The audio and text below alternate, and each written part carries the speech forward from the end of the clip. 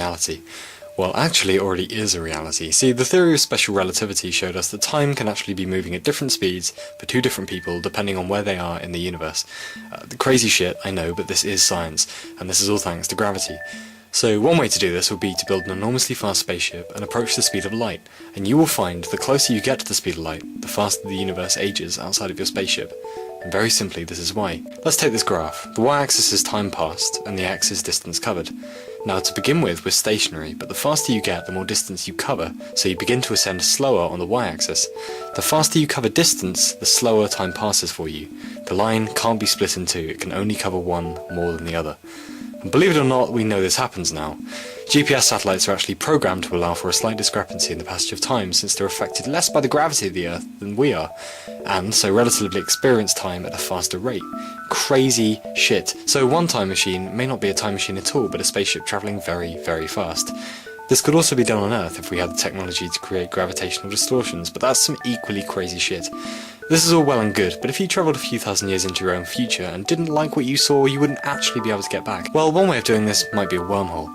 Wormholes were originally conceived by Einstein and Rosen in a paper famously entitled The Hella Fucking Balls to the Walls Awesome Conjecture, supposedly because upon realising that two distant points in space could be folded together, Einstein proclaimed, "That is hella fucking balls to the walls awesome." It's like this.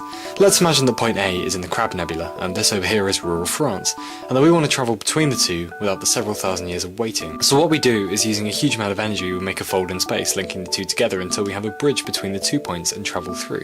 It's a shortcut in space. However, if you could anchor one end of the wormhole in the present, and somehow put the other end in a spaceship from earlier, accelerate it to the speed of light and give it a while, you could conceivably step through into the future and return to your own time whenever you wanted. Now, the standard Hollywood idea is this. You, a disembodied British narrator, decide that perhaps you should have gotten a job when you were 18, instead of spending years getting a liberal arts degree that no one even seems to fucking care about anyway, despite its merit and worth compared to media studies. So you plan to go back in time and change history. You step into your time machine, travel about 5 years into the past, and successfully manage to convince your past self to go get a job instead, thus sending the timeline off in a different direction. And great, all's well, and the credits come up, etc. But there's a problem. See, you've just changed the course of history, and while that may be advantageous to your past self, you now originate from a timeline that no longer exists. One possibility is that you cease to exist now, meaning that you never actually got to experience the rewards of your efforts in the first place. Or this might happen. Instead of that initial divergence, the previous timeline you came from still exists. The difference is that the moment you travel back in time, the universe split itself in two and allowed for your actions. In the first universe, for all intents and purposes, you vanished without a trace and no longer exist, but in the other universe, you came back and initiated a new set of events. Now 2 universes exist running parallel side by side. The reason Hollywood almost never follows this line of reasoning is because it would make a shit film. Another reason is that it's sort of logically impossible. If you had gone back in time and changed whatever it was in your life, presumably you already would have done it, meaning you didn't need to do it in the first place, right?